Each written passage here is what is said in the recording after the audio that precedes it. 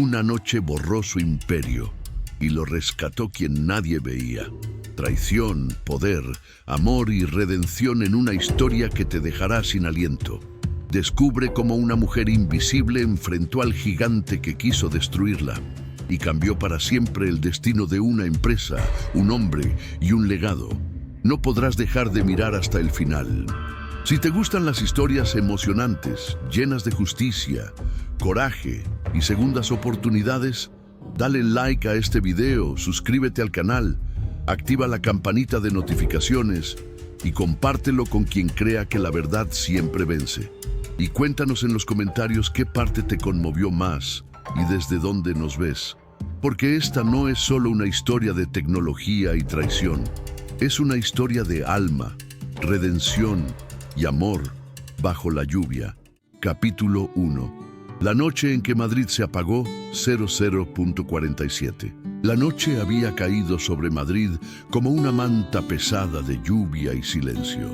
Desde la torre de cristal de Lázaro Quantum Systems, el edificio más alto del distrito financiero, las luces de la Gran Vía parpadeaban bajo el agua.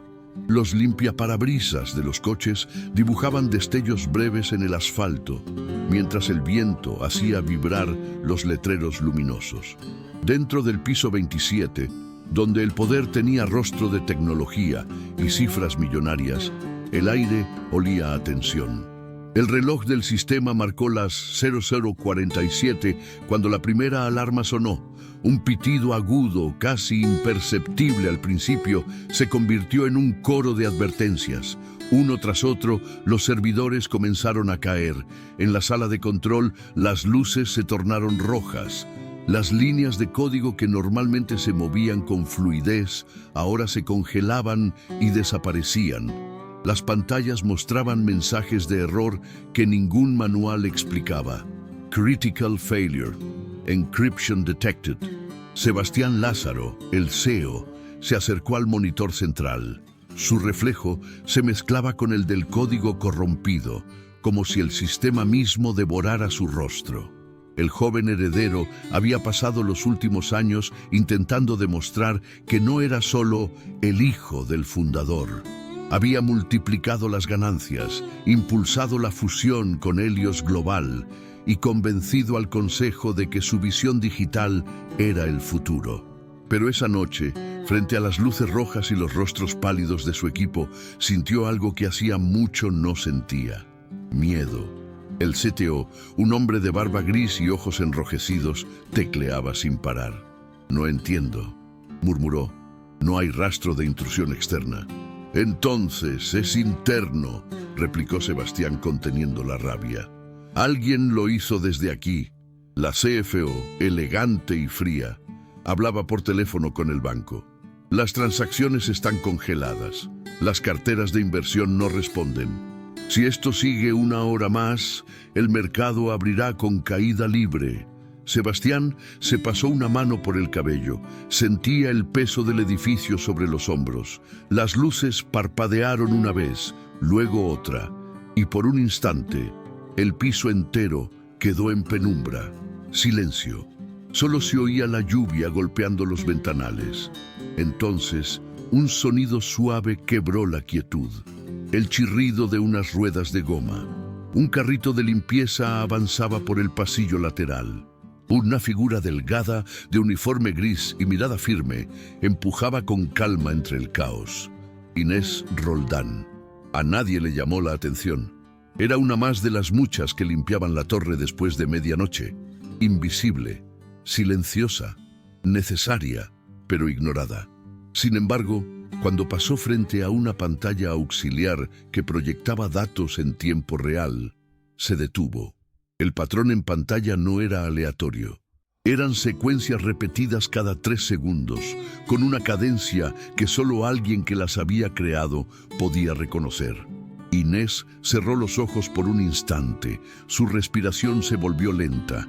Sabía exactamente lo que estaba viendo. Ese kernel, ese ritmo, era suyo.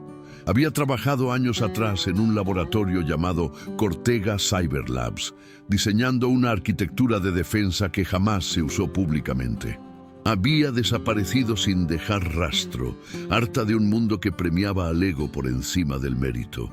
Y ahora su creación estaba allí, corrompida, usada como arma.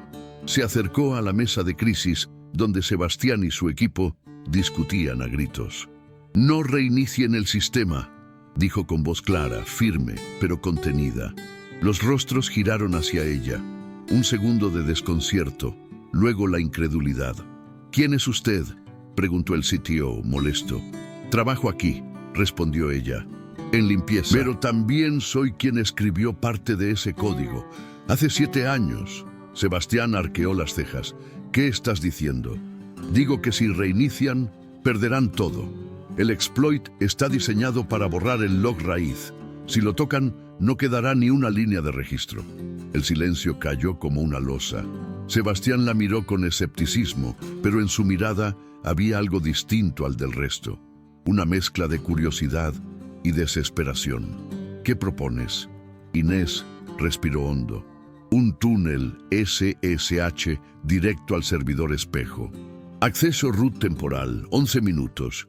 Si me dejan actuar, puedo revertir el cifrado». El CTO negó con la cabeza. «Eso es una locura. No sabemos quién eres». «Precisamente», replicó ella sin alterarse. «Si lo supieran, ya habrían confiado». Sebastián dudó un instante y luego tomó la decisión que cambiaría su destino. «Hagan lo que ella diga». Los ingenieros la miraron sorprendidos. Inés se acercó al teclado y comenzó a escribir comandos con precisión quirúrgica.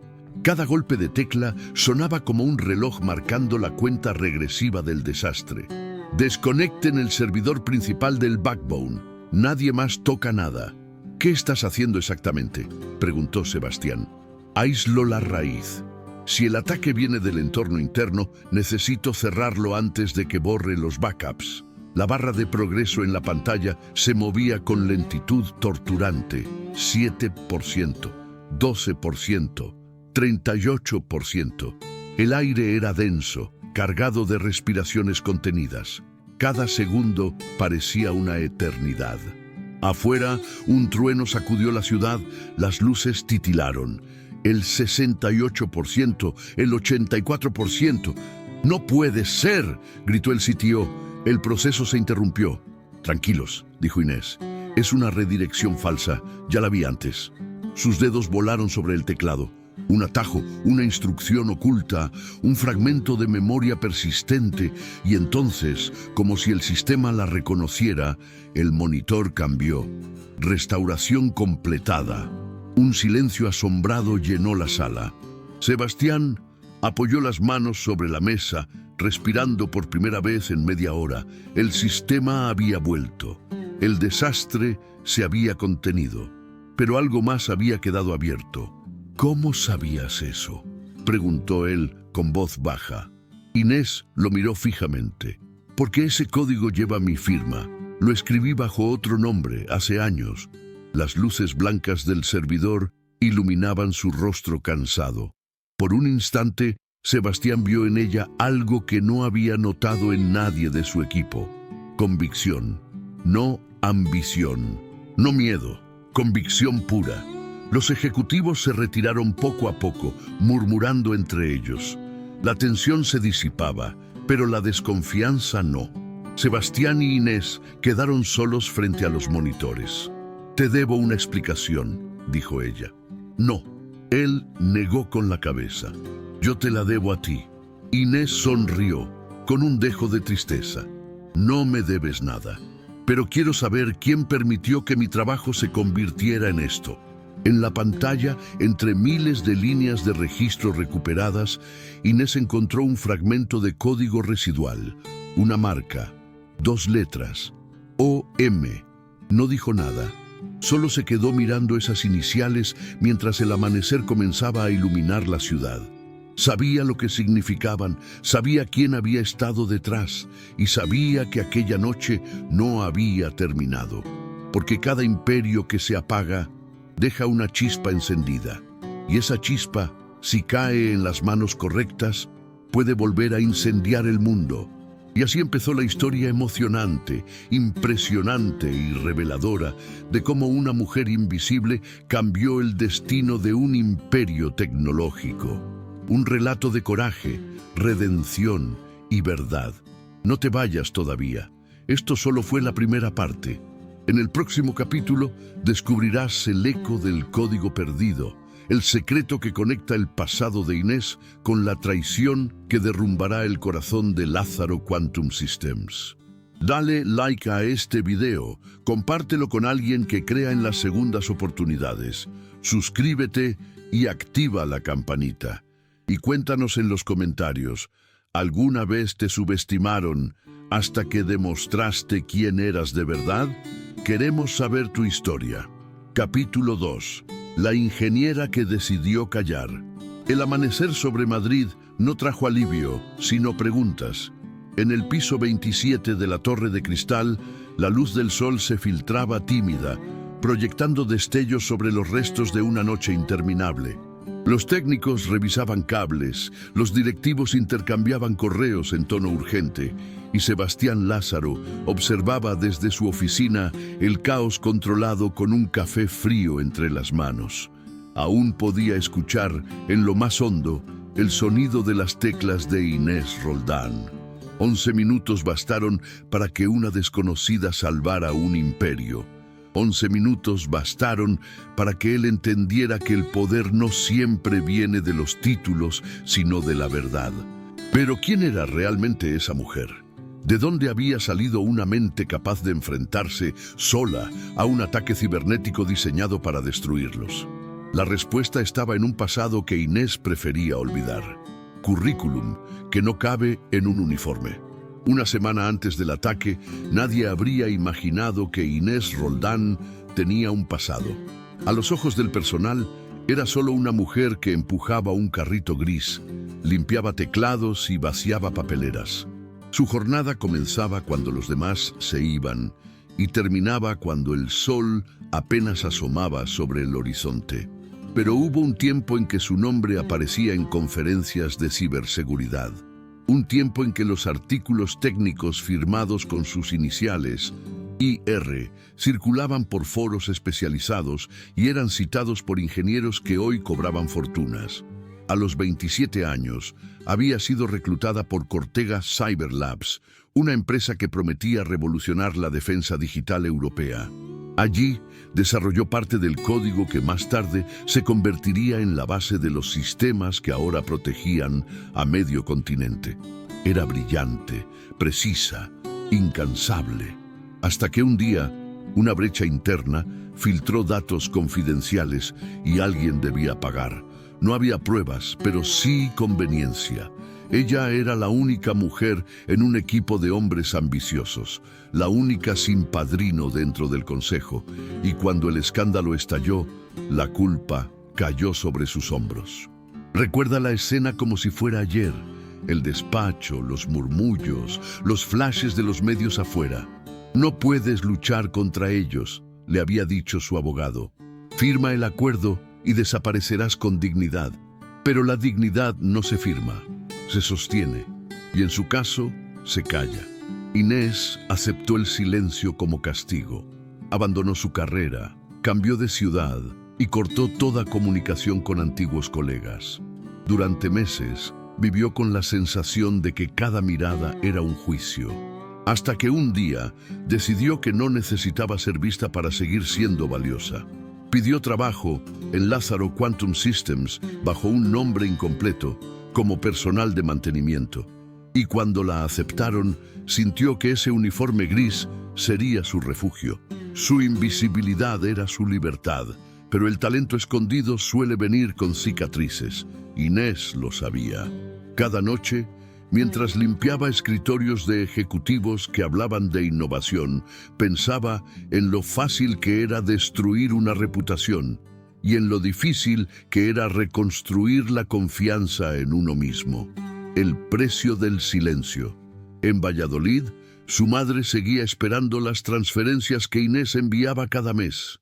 La mujer, enferma de artritis, nunca comprendió por qué su hija había dejado de aparecer en los medios. Lo importante es que estés bien, hija, decía en las llamadas nocturnas. Lo estoy, mamá, mentía Inés, mirando la pantalla del móvil iluminada entre los trapos de limpieza. Su sueldo era modesto, pero constante. Su vida, silenciosa, pero segura. Había aprendido a vivir sin orgullo, a pasar inadvertida, a confundir prudencia con resignación. Sin embargo, la vergüenza ajena puede volverse una prisión cuando la adoptas como propia. Y cada vez que alguien la trataba como si no existiera, esa prisión se estrechaba un poco más. Esa noche del ataque, algo cambió. Cuando Sebastián le permitió tomar el control, sintió que por primera vez en años volvía a respirar. La mirada de respeto que encontró en él no fue compasión, fue reconocimiento. Y ese reconocimiento despertó algo dormido en su interior. La certeza de que aún podía construir, no solo limpiar. Los días siguientes fueron un torbellino. Los auditores internos revisaron todo lo ocurrido y la prensa filtró rumores sobre un intento de sabotaje. Mientras tanto, en la torre, Sebastián buscaba a Inés. No para agradecerle, sino para proponerle algo más grande. Contrato al amanecer. El amanecer de aquel lunes fue diferente. El cielo, despejado por primera vez en semanas, reflejaba tonos anaranjados sobre los ventanales de la torre. En la oficina principal, Sebastián aguardaba con un documento en la mano. La puerta se abrió sin ruido. Inés entró con el mismo uniforme gris de siempre, aunque su mirada parecía otra. «Te esperaba», dijo él. «Ya lo sé», respondió ella. Sebastián colocó el contrato sobre la mesa. «Quiero que dirijas el área de seguridad digital». «¿Yo?», preguntó sin emoción aparente. «Tú salvaste esta empresa. Nadie más tiene tu conocimiento». «Tengo experiencia», corrigió ella, «no poder». Sebastián la observó. «¿Podemos cambiar eso?» «No, no quiero poder, solo independencia». Inés tomó el contrato y lo leyó con detenimiento. Cada cláusula era un espejo del sistema que la había destruido años atrás. Confidencialidad, exclusividad, obediencia jerárquica. Lo cerró con cuidado y lo devolvió. «No firmo sin condiciones». Sebastián asintió. «Dime, 3 puntos. Éticos. Innegociables. Primero, tendría autonomía total para auditar al Consejo, incluido el propio presidente, Octavio Mena. Segundo, ningún empleado podría ser despedido por su recomendación sin evidencia comprobada. Y tercero, tendría derecho de veto sobre toda implementación que comprometiera la integridad del sistema o de sus trabajadores. Sebastián sonrió con una mezcla de respeto y asombro. «Eso no es un contrato, es una declaración de principios». «Exacto», dijo ella. «Poder sin independencia es una trampa». Por un momento, ninguno habló. Solo el sonido del reloj de pared llenó el espacio. Luego, Sebastián firmó primero. «Entonces, bienvenida de nuevo al mundo que dejaste». «No», Inés corrigió. «Bienvenidos ustedes al mundo que pienso reconstruir». Cuando salió de la oficina, el sol golpeó su rostro. Sintió el peso de los años de silencio desvanecerse un poco. No era una heroína. Era una mujer que había aprendido a no huir. Y aunque aún no lo sabía, aquel contrato al amanecer no solo sellaría su regreso. Sería el primer paso hacia una verdad mucho más peligrosa, la que dormía detrás del nombre de Octavio Mena, el hombre que jugaba a ser mentor mientras en las sombras movía los hilos de la traición. Esta historia emocionante, reveladora y profundamente conmovedora recién comienza. Inés acaba de recuperar su voz, pero el poder que la silenció no ha desaparecido. En el próximo capítulo, conocerás cómo la verdad empieza a filtrarse entre las paredes de Lázaro Quantum Systems y cómo un simple archivo olvidado puede desatar una guerra interna. Dale like a este video, compártelo y suscríbete al canal. Activa el sininho de notificaciones para no perder los próximos capítulos y cuéntanos en los comentarios desde dónde nos escuchas. ¿Alguna vez tuviste que callar para sobrevivir? Queremos leer tu historia. Capítulo 3. El mapa del enemigo está dentro. El amanecer siguiente fue engañosamente tranquilo. El cielo sobre Madrid tenía un azul nítido, limpio, casi inocente. Pero dentro de la torre Lázaro Quantum Systems, la calma era un disfraz. Bajo la superficie del éxito, algo se movía. Y solo una persona lo percibía con claridad: Inés Roldán. Desde su nueva oficina, modesta, sin ventanales, con una sola lámpara dirigida hacia un cúmulo de pantallas, Inés revisaba los registros de la noche del ataque. Durante las últimas 48 horas, había dormido apenas 3. Su cuerpo estaba agotado, pero su mente trabajaba con la precisión fría de una máquina. En los logs había algo imposible: accesos simultáneos desde ubicaciones diferentes, commits firmados por empleados que no estaban en turno y modificaciones de tiempo que parecían reescritas. No era un error del sistema, era manipulación. Y lo peor, provenía desde dentro: grietas en el código, grietas en la gente. La estructura digital de una empresa siempre revela más de lo que sus dueños creen. En los servidores, Inés encontraba pequeñas fracturas, cambios mínimos en líneas de código que a simple vista parecían insignificantes. Pero un código alterado siempre deja huellas, pequeñas diferencias en el ritmo, en la forma de comentar, en la sintaxis. La escritura digital, como la caligrafía humana, tiene personalidad. Mientras cruzaba accesos físicos con registros de commits, algo la inquietó. Los horarios no cuadraban, pero las coartadas sí. 3 empleados aparecían como activos en línea durante el ataque, pero los registros del sistema de seguridad mostraban sus tarjetas pasando por el torniquete 40 minutos antes. Alguien había manipulado las marcas de tiempo para limpiar rastros. Esa clase de precisión no se improvisa. Requiere acceso total. Requiere poder. Y en Lázaro Quantum Systems, solo 3 personas tenían ese nivel de acceso: Rodrigo Vélez, el CTO; Valeria Duarte, directora financiera; y Octavio Mena, presidente del consejo. Inés cerró los ojos un momento. Sabía que enfrentarse a cualquiera de ellos significaba arriesgar su nuevo puesto, tal vez su seguridad, pero también sabía que la verdad, una vez vista, no se podía olvidar. Y en los registros había algo más que errores técnicos. Había grietas humanas, abiertas por la ambición y el miedo. Rodrigo, el CTO brillante y cansado. Rodrigo Vélez era conocido en todo el sector como un genio. El tipo de ingeniero que podía escribir 1000 líneas de código sin mirar el teclado, que resolvía problemas con un sarcasmo que intimidaba tanto como deslumbraba. Había sido el primer fichaje de Sebastián, su mano derecha técnica, el cerebro detrás de las innovaciones que llevaron a la empresa al liderazgo. Pero los genios también se quiebran. Inés comenzó a observarlo de cerca, sin hacerlo evidente. Sus movimientos, sus silencios, las frases que soltaba cuando creía que nadie lo escuchaba. En las reuniones solía lanzar bromas cínicas: si esto se cae, mejor que arda del todo, así empezamos de cero. A los demás les hacía gracia, a Inés no. Sabía que las bromas repetidas suelen ser confesiones blandas, pequeños avisos disfrazados de humor. Rodrigo no estaba en su mejor momento.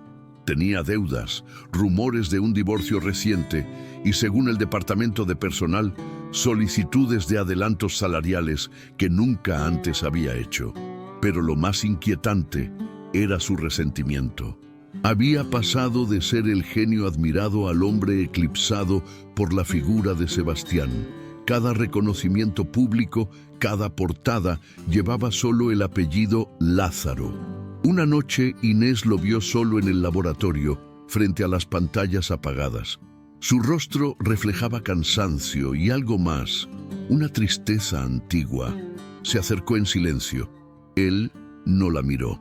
A veces pienso que esto debería colapsar de una vez, dijo, que solo entre las ruinas uno puede empezar algo sincero. Inés comprendió entonces que Rodrigo no era el enemigo. Era una grieta humana más en un edificio construido sobre presiones imposibles. Alguien que tal vez había sido tentado o manipulado, pero no corrompido por completo. Aún así, en su código había rastros, pequeñas modificaciones que coincidían con la ventana del ataque, y en sus metadatos, una dirección de reenvío oculta, vinculada a una consultora externa, una empresa sin registro en España. Nombre: Duarte Consulting. Valeria, Finanzas y Sombras. El nombre hizo eco en su mente. Duarte, el apellido de la directora financiera y, más que eso, la expareja de Sebastián. Valeria Duarte era una mujer de mirada precisa y sonrisa controlada. Había compartido con Sebastián una historia que todos conocían, pero de la que nadie hablaba. Una relación breve, pública, que terminó en silencio tras la muerte del padre de él. Aún así, el consejo la mantuvo en el cargo por su talento indiscutible y su manejo impecable de los números. O al menos, eso creían. Inés comenzó a revisar los reportes financieros con el mismo rigor con que analizaba código, y lo que descubrió fue inquietante. Pequeñas transferencias a una consultora recién creada, con cuentas en Luxemburgo y Estonia. Pagos que no correspondían a servicios verificables. Montos idénticos, espaciados cada 3 días, siempre justo antes de auditorías internas. Los fraudes no huelen a dinero, pensó. Huelen a prisa. Cada transacción parecía hecha con la desesperación de quien sabe que el tiempo se agota. Y la fecha de creación de esa consultora coincidía con el mes en que comenzaron las tensiones previas al ataque. No era coincidencia. Valeria no actuaba sola. Nadie lo hace en una conspiración de ese tamaño. Pero Inés sabía que para llegar al cerebro de la operación necesitaba pruebas sólidas, no intuiciones. Una tarde, mientras revisaba los registros del servidor de correo, encontró algo que la dejó inmóvil. Un mensaje borrado, restaurado parcialmente, dirigido a una cuenta privada. Asunto: Informe Mena, fase final. Lo firmaba VD. Inés sintió un frío recorrerle la espalda. Octavio Mena, el presidente del consejo, el mentor de Sebastián, aparecía ahora como posible receptor de información filtrada. El mismo hombre que había impulsado la fusión con Helios Global y que esa misma semana exigía acelerar el proceso, alegando urgencia estratégica. Todo encajaba demasiado bien, demasiado perfecto para ser casual. Esa noche, cuando todos se marcharon, Inés se quedó sola frente a su escritorio. El reflejo de su rostro se mezclaba con el de las luces de los servidores. Recordó la frase que le había dicho a Sebastián: poder sin independencia es una trampa. Y ahora comprendía su alcance. El poder dentro de la empresa no estaba en las oficinas más altas ni en las decisiones públicas. Estaba escondido en las sombras del código, en los archivos que nadie leía, en los secretos que se compartían entre líneas. El enemigo no estaba afuera, el enemigo estaba dentro. Inés guardó los registros en un dispositivo cifrado y lo escondió dentro de su taquilla, bajo su viejo uniforme gris. Sabía que cada paso siguiente sería peligroso, pero ya no era la mujer que callaba. Era la ingeniera que había decidido hablar, aunque eso le costara todo. El capítulo que acabas de escuchar es una parte esencial de esta historia emocionante, reveladora y profundamente impactante. El mapa del enemigo empieza a dibujarse y las grietas que Inés ha descubierto pronto se convertirán en un abismo. En el próximo capítulo conocerás cómo Sebastián comienza a sospechar de su propio mentor y cómo la lealtad, el amor y la verdad se entrelazan en una lucha que pondrá a prueba el alma de cada personaje. Dale like a este video, compártelo con quien ame las historias de redención y justicia, activa el siniño de notificaciones y suscríbete al canal. Cuéntanos en los comentarios desde dónde nos ves, qué te pareció este capítulo ¿Y qué crees que ocurrirá ahora que el enemigo tiene rostro? Capítulo 4. Cacería interna sin perder el alma.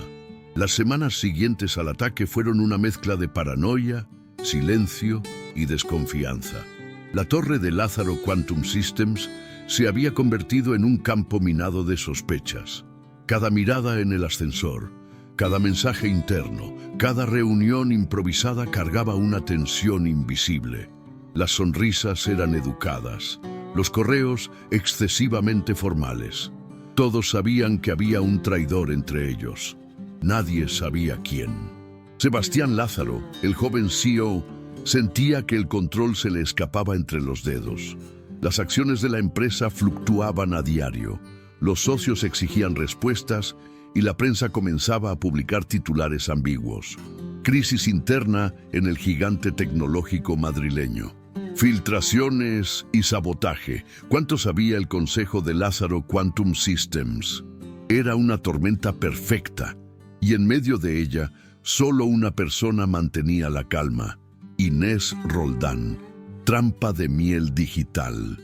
Desde su discreta oficina sin ventanas, Inés diseñaba un plan. Sabía que si los culpables se movían dentro del sistema, necesitaba una forma de atraerlos sin alertarlos. Una trampa, no una cualquiera, sino una con propósito moral: detectar sin destruir, exponer sin humillar. Creó un repositorio señuelo, un espacio digital que simulaba contener credenciales y datos financieros de la fusión con Helios Global. Le llamó Proyecto Aurum. A simple vista parecía real. Documentos firmados, contraseñas, listados de cuentas y archivos cifrados con nombres sugestivos.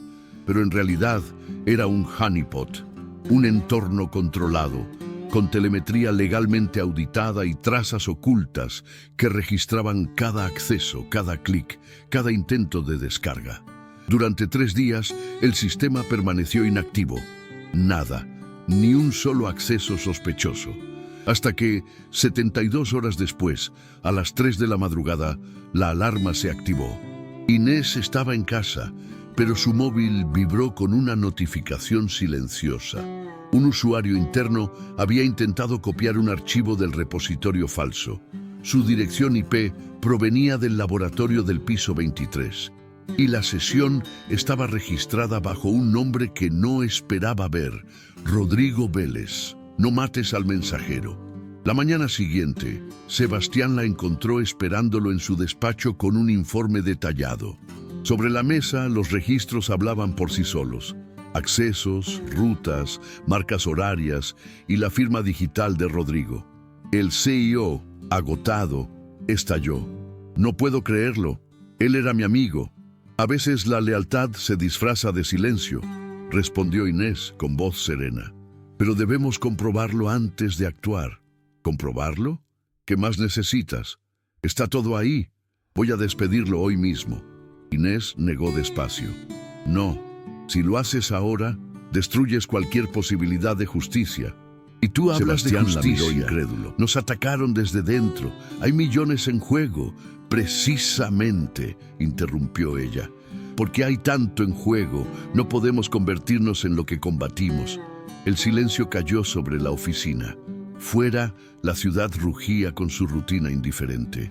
Dentro, 2 visiones opuestas chocaban: la del poder que exige castigo inmediato y la de la ética que pide paciencia.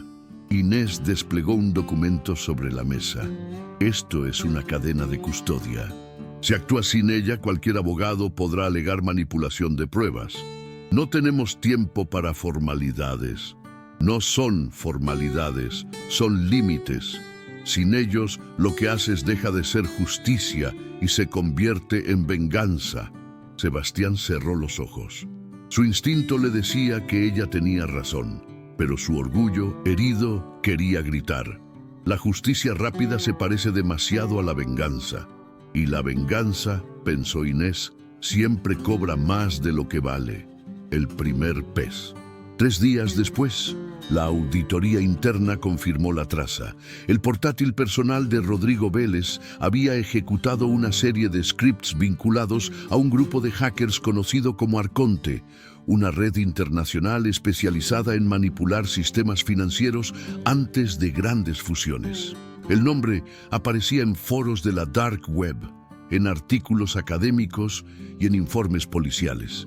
Eran fantasmas digitales, y alguien dentro de la empresa les había abierto la puerta. Sebastián no podía creerlo. Rodrigo, su amigo, su socio, el hombre que había estado a su lado desde el inicio, ahora se convertía en sospechoso principal. Cuando el departamento legal confiscó su equipo, las pruebas parecían irrefutables. Fragmentos de código del ataque coincidían con sus credenciales. Su firma digital, su acceso, sus permisos, todo. El consejo se reunió de emergencia. Octavio Mena presidía la sesión con su habitual calma de serpiente. Esto es grave, Sebastián. El mercado necesita una señal. La prensa pedirá una cabeza y debemos dársela. Sebastián dudó. Quiero revisar los datos antes. No hay nada que revisar, replicó Octavio. La evidencia es clara. La confianza pública es más importante que la verdad completa. Inés, sentada al fondo de la sala, escuchaba en silencio. Observaba los gestos, los tonos, los silencios. Sabía que algo no encajaba. Rodrigo era impulsivo, sarcástico, a veces temerario, pero no estúpido. No lo suficiente como para dejar un rastro tan evidente. Cuando el consejo votó su despido, Inés levantó la voz por primera vez. Si condenan a un hombre antes de entender el sistema, estarán protegiendo al verdadero culpable. Octavio la miró con una sonrisa fría. Usted fue contratada para proteger nuestros servidores, no para dar lecciones de moral. Sebastián la interrumpió antes de que respondiera. No es una lección, dijo. Es una advertencia. Los medios se enteraron antes del mediodía. Titulares en todas partes. Lázaro Quantum Systems despide a su CTO por sabotaje interno. Las cámaras esperaban a Rodrigo a la salida del edificio. El hombre, con la mirada perdida, apenas susurró antes de entrar al coche de seguridad. Alguien me tendió una trampa. Esa noche, Inés revisó los registros una vez más. Había algo extraño en los metadatos del archivo que vinculaba a Rodrigo con Arconte. Una línea temporal desplazada. Exactamente 3 minutos. 3 minutos bastaban para cambiar una historia. 3 minutos bastaban para fabricar una prueba. Y 3 minutos eran la marca habitual de alguien que sabía manipular sistemas desde el núcleo. Alguien como Octavio Mena. Inés comprendió que el primer pez no era el culpable, era el cebo, y detrás del hilo, alguien mucho más poderoso sostenía la red. La cacería había comenzado, pero Inés juró no perder el alma en el proceso. Porque atrapar al enemigo no basta si, en el camino, uno se convierte en él. La próxima etapa sería más peligrosa. El consejo había probado sangre, y la verdad, como siempre, iba a costar caro. Esta historia emocionante, impresionante y profundamente reveladora sigue creciendo. Inés acaba de descubrir que las sombras dentro de la empresa son más grandes de lo que imaginaba. En el próximo capítulo, las máscaras empezarán a caer, y lo que parecía una simple conspiración financiera se transformará en una guerra moral. Dale like a este video, compártelo y suscríbete al canal. Activa el siniño de notificaciones para no perder los próximos capítulos y cuéntanos en los comentarios desde dónde nos ves. ¿Alguna vez sentiste que la justicia se confundía con la venganza? Queremos leerte. Capítulo 5. Traiciones cruzadas. Las noches en Madrid volvían a tener ese silencio denso que anticipa tormentas. El escándalo por la caída de Rodrigo Vélez había dejado cicatrices dentro y fuera de Lázaro Quantum Systems. Los pasillos del edificio, antes llenos de conversaciones sobre innovación y crecimiento, se habían convertido en un laberinto de murmullos, sospechas y desconfianza. La prensa hablaba de una purga digital. Los inversores exigían estabilidad y el Consejo, bajo la mano fría de Octavio Mena, pedía resultados inmediatos. Inés Roldán, mientras tanto, seguía trabajando en silencio. Su cuerpo estaba cansado, pero su mente seguía alerta, conectando piezas que el resto prefería ignorar. Sabía que la historia de Rodrigo no era la historia completa. Sabía que detrás de su caída había algo más. Y lo descubriría pronto, en el lugar menos esperado, el corazón humano, ese sistema sin firewall, sin encriptación, donde las traiciones suelen comenzar. Valeria y el corazón como contraseña débil. Valeria Duarte era una mujer acostumbrada a los secretos. Los números eran su lenguaje, las cuentas su refugio. Nada la conmovía más que una hoja de balance perfectamente equilibrada. O eso parecía. Inés la observaba desde lejos.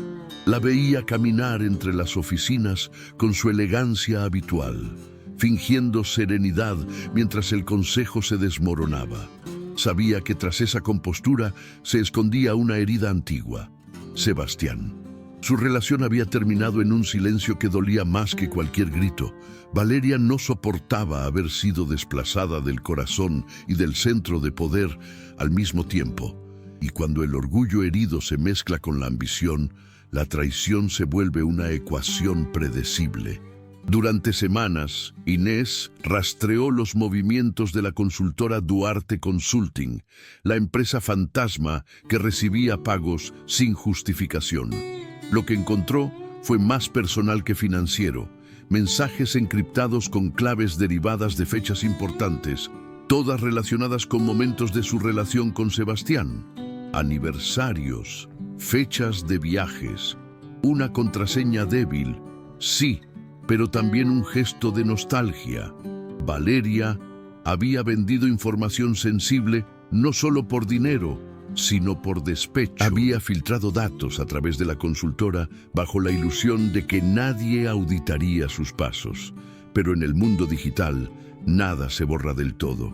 Y en la red, las emociones son la mayor vulnerabilidad. Cuando Inés confrontó los archivos, entendió el patrón. Cada transacción coincidía con una reunión del Consejo en la que Sebastián proponía medidas sin consultarla. Era su forma de herirlo, de recordarle que ella también podía influir, aunque fuera desde las sombras.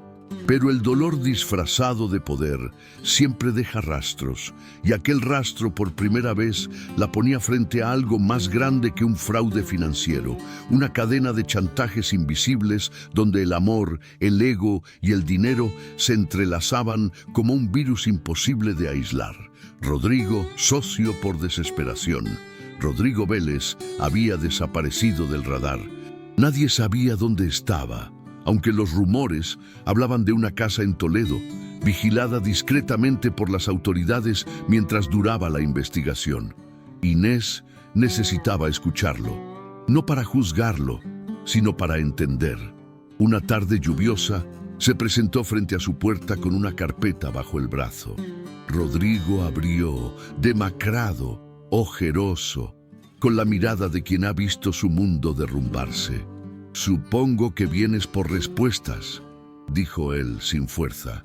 «Solo quiero la verdad». Se sentaron frente a frente en una mesa pequeña. El silencio pesaba más que las palabras.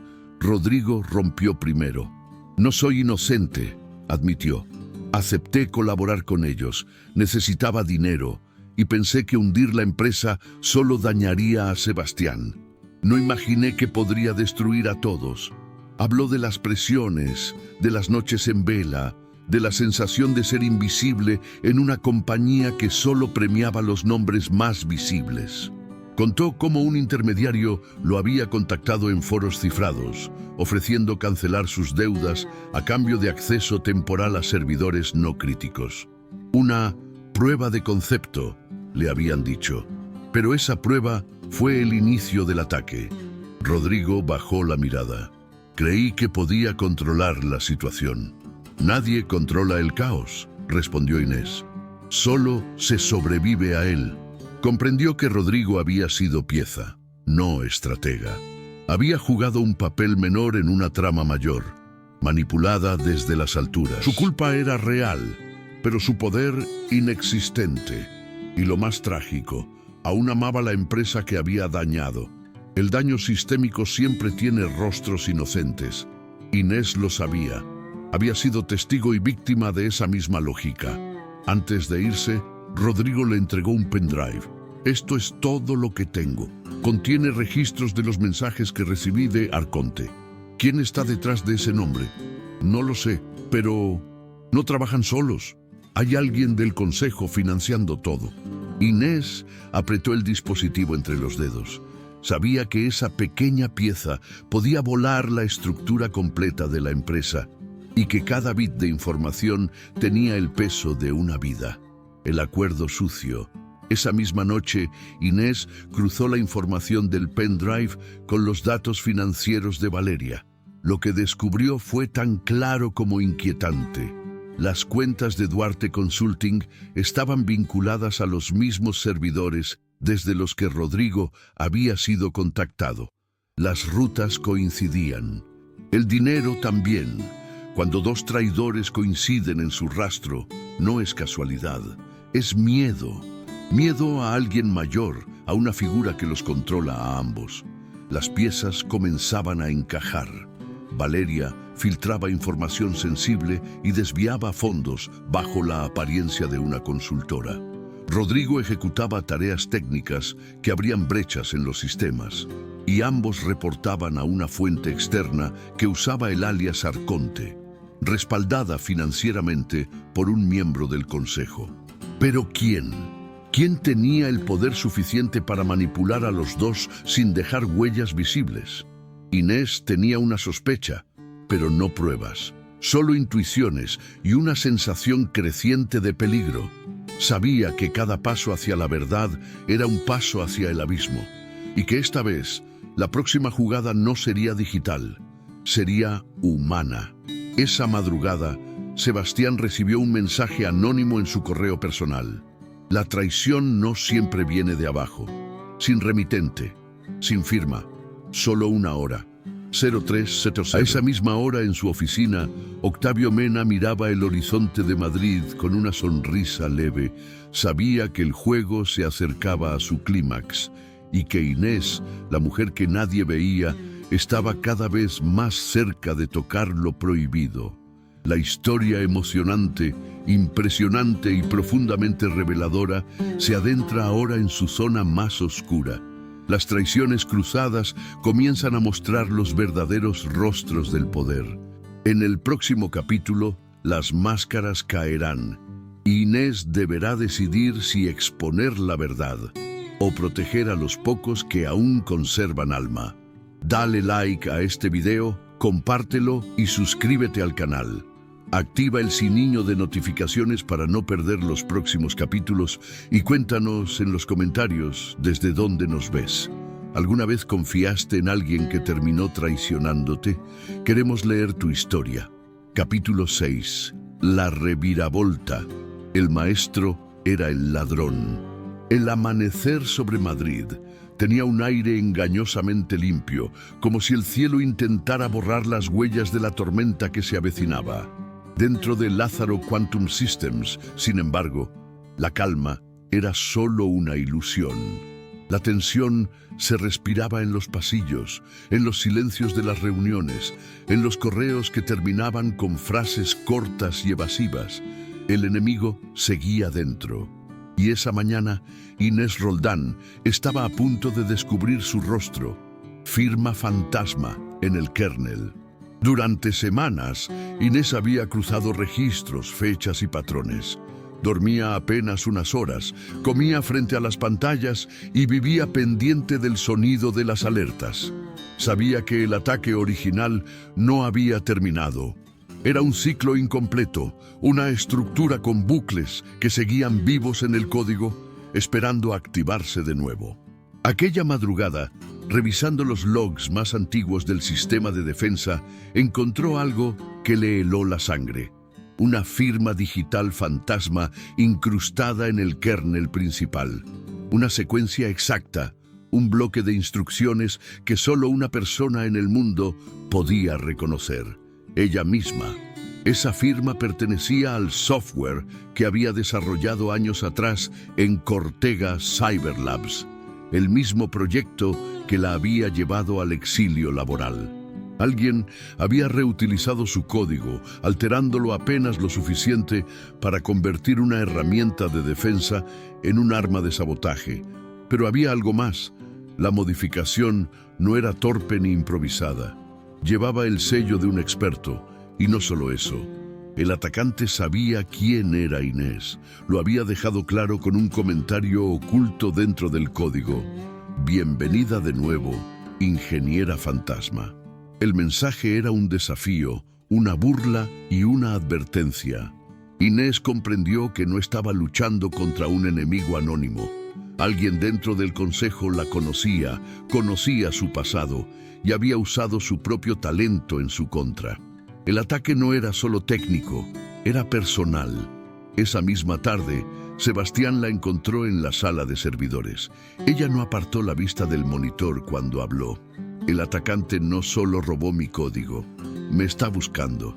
¿Quién podría tener acceso a eso?, preguntó él. Alguien que estuvo allí cuando todo comenzó. Alguien que sabía que yo trabajé en Cortega. ¿Un ex colega? No, peor, un cliente. Y en ese instante, una imagen cruzó su mente. Octavio Mena. Octavio Mena, benefactor y verdugo. Octavio Mena era el tipo de hombre que hacía que todos bajaran la voz al entrar en una sala. Elegante, educado, paternal con los jóvenes talentos y dueño de una serenidad que confundía respeto con poder. Había sido mentor de Sebastián, amigo de su padre y el verdadero arquitecto del crecimiento de Lázaro Quantum Systems. Pero detrás de esa fachada de benefactor se escondía algo más antiguo. Una mente fría, calculadora, acostumbrada a mover piezas desde las sombras. Inés comenzó a tirar del hilo.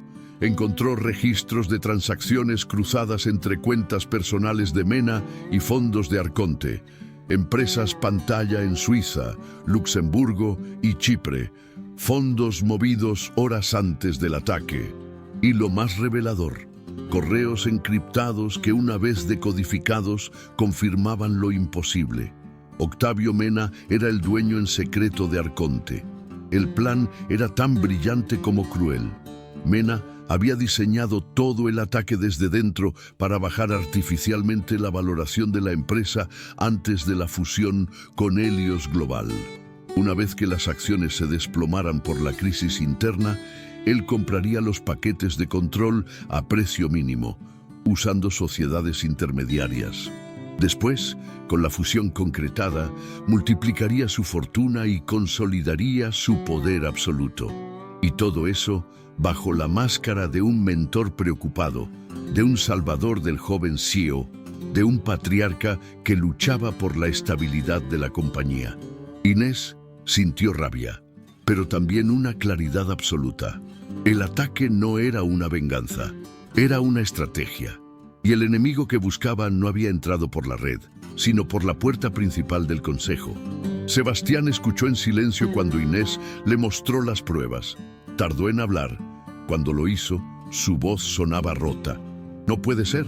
Él me ayudó cuando nadie más creía en mí. Esa es su especialidad, respondió Inés. Convertir la confianza en arma. El golpe no era solo empresarial, era moral.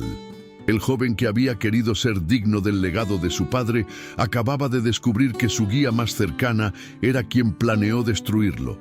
La trampa final y pública. Esa noche, Inés y Sebastián tomaron una decisión: no confrontar a Mena en privado. Las sombras no se destruyen con oscuridad, se destruyen con luz. Organizaron una auditoría abierta en streaming, un acto público disfrazado de presentación institucional. Convocaron a los miembros del consejo, a auditores externos y a un grupo de peritos digitales independientes. El evento fue anunciado como una muestra de transparencia tecnológica, pero detrás de esa fachada se escondía un plan meticulosamente calculado. Mientras la prensa se preparaba para transmitir la sesión, Inés configuró un entorno espejo del servidor principal. Allí, en tiempo real, reproduciría la ruta del ataque, demostrando que el origen no estaba en empleados subalternos ni en consultoras externas, sino en los accesos privilegiados del propio presidente del Consejo.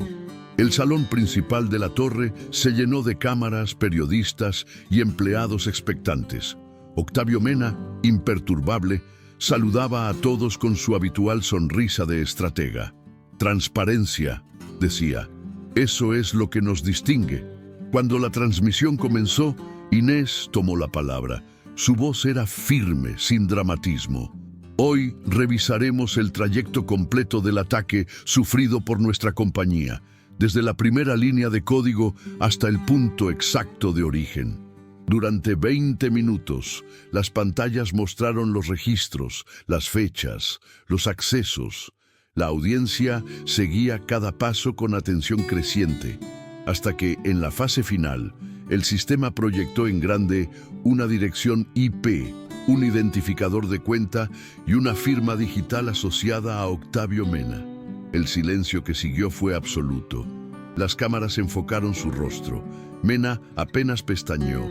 Intentó sonreír, pero la máscara se quebró. «Esto es una manipulación», dijo. «Una farsa». «No», respondió Inés. «Es una verificación pública. Todo está auditado por peritos externos». La prensa comenzó a murmurar. Los flashes iluminaron la sala. Sebastián se levantó y habló frente a todos. «El poder no se demuestra escondiendo errores, sino enfrentando la verdad». Por primera vez, Mena no tenía respuesta. El maestro había sido desenmascarado como ladrón. Horas después, las autoridades iniciaron una investigación formal. Las acciones de la empresa, lejos de desplomarse, comenzaron a subir. La transparencia había salvado lo que el miedo intentó destruir. Esa noche, Inés regresó sola a su oficina. La ciudad brillaba desde la altura y por primera vez en mucho tiempo respiró sin culpa. Había derrotado al enemigo sin perder su alma. Había convertido una guerra de poder en una lección pública. En el monitor, una última línea parpadeaba. La notificación de una transmisión finalizada con millones de visualizaciones. El mundo entero había visto lo que ocurrió. Y en el fondo de la pantalla, un mensaje anónimo apareció antes de desaparecer. Las verdades expuestas no se borran. Este capítulo marca la reviravolta emocionante, impactante y profundamente reveladora de la historia. El maestro resultó ser el ladrón y la verdad más poderosa que cualquier traición.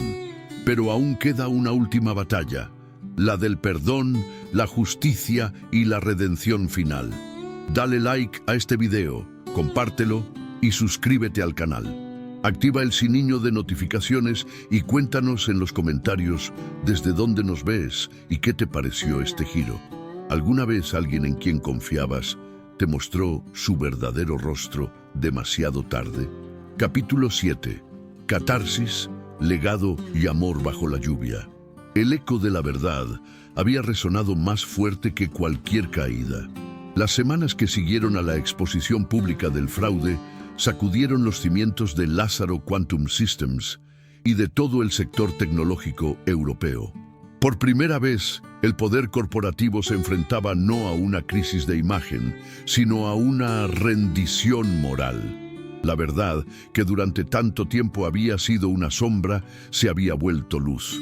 Y nadie podía volver a esconderse. Caen las máscaras. El Consejo Extraordinario convocado tras la auditoría fue el más breve en la historia de la compañía. Las pruebas eran incontestables. Transferencias, firmas, accesos y una cadena de correos encriptados que demostraban que Octavio Mena había dirigido la operación de sabotaje desde el principio. Su plan para desplomar la valoración de la empresa y adquirirla a bajo costo antes de la fusión estaba documentado con precisión quirúrgica. El mismo hombre que había predicado sobre ética, crecimiento y liderazgo, terminó detenido en silencio, sin levantar la voz, sin mirar a nadie. El mentor se convirtió en símbolo de la arrogancia que se cree intocable. Rodrigo Vélez y Valeria Duarte, enfrentados al peso de las pruebas, decidieron colaborar con la justicia. Sus declaraciones confirmaron la magnitud de la conspiración y ayudaron a esclarecer cómo se había utilizado su desesperación para ejecutar el plan. No hubo aplausos, pero tampoco odio. Inés comprendió que la redención también consiste en decir la verdad cuando aún queda tiempo para sanar. Semanas después, la compañía firmó la tan esperada fusión con Helios Global, pero con una condición inédita, una cláusula de ética corporativa que establecía un fondo permanente para la protección de denunciantes y la promoción de la transparencia digital. Por primera vez, el acuerdo más valioso de la empresa no se medía en millones, sino en integridad. La ciudad celebró la noticia.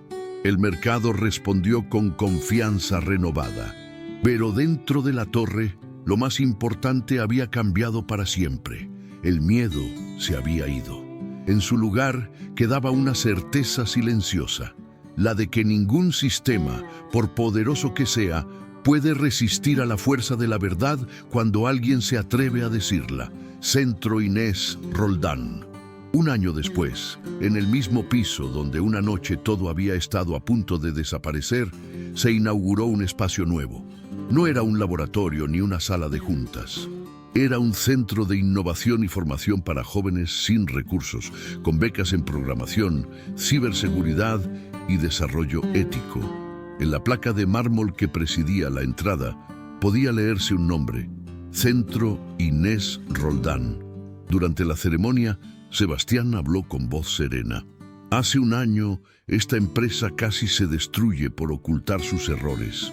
Hoy se reconstruye porque alguien tuvo el valor de enfrentarlos.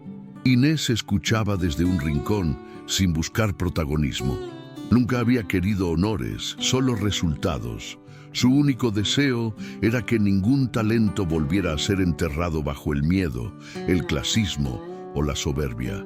Sabía que el verdadero poder no está en ser visto, sino en dejar que otros puedan brillar. Al finalizar el acto, una estudiante se acercó y le preguntó por qué había puesto su nombre al centro. Inés respondió con sencillez: porque el talento crece cuando dejas de humillarlo. En ese momento comprendió que el ciclo había cerrado. Ya no era la mujer que limpiaba pasillos invisibles ni la ingeniera fantasma de un código perdido. Era el testimonio vivo de que incluso lo roto puede volver a tener propósito. La propuesta en la Plaza de Oriente. Aquella noche, Madrid se cubría con una lluvia fina, casi invisible. La Plaza de Oriente brillaba bajo las farolas y el Palacio Real se recortaba como una sombra luminosa al fondo. Inés caminaba despacio, con el abrigo cerrado hasta el cuello. A su lado, Sebastián guardaba silencio. Habían pasado meses desde la tormenta, pero en sus miradas persistía un lazo que el tiempo no había debilitado. Se detuvieron frente a la fuente. El agua reflejaba el movimiento suave de las gotas. Sebastián habló con voz baja, casi temerosa. Dicen que las historias grandes terminan con justicia. Y a veces, respondió ella, con amor. Él sonrió, nervioso, como un hombre que ha aprendido a no dominar el momento, sino a vivirlo. He aprendido más de ti que de todos los libros que leí sobre liderazgo, dijo. Me enseñaste que no se trata de controlar, sino de confiar y de elegir la verdad aunque duela. Sebastián sacó un pequeño estuche de su abrigo, pero no lo abrió. Lo sostuvo entre las manos, temblando. No te pido una promesa, solo quiero caminar contigo la vida, sin secretos. Inés lo miró largo rato, con una mezcla de ternura y certeza. El pasado ya no dolía, el futuro no asustaba. Le tomó la mano. Sin secretos, susurró. La lluvia aumentó, cubriéndolos de reflejos, Y en ese instante, bajo el cielo de una ciudad que había visto su caída y su renacimiento, comprendieron que la verdadera victoria no era haber salvado una empresa, sino haber salvado su humanidad. El tiempo pasó. Los nombres de los corruptos se desvanecieron en los titulares. El centro Inés Roldán se convirtió en semillero de jóvenes que encontraban en la tecnología no un arma, sino una herramienta de esperanza. Y cada vez que una nueva generación aprendía a escribir su primer código, alguien repetía una frase que quedó grabada en las paredes de la torre. La grandeza no es levantar torres, sino limpiar el código del alma cuando nadie mira. El poder que elige verdad y amor gana 2 veces, hoy con justicia, mañana con legado. La historia que acabas de escuchar es una historia emocionante, impresionante y profundamente transformadora. Una historia de redención, justicia y amor. Si te conmovió este final, dale like a este video, compártelo y suscríbete al canal. Activa el sininho de notificaciones y cuéntanos en los comentarios qué te inspiró más y desde dónde nos ves. Porque en cada persona invisible puede haber un héroe esperando su momento. Y toda verdad, tarde o temprano, encuentra su luz.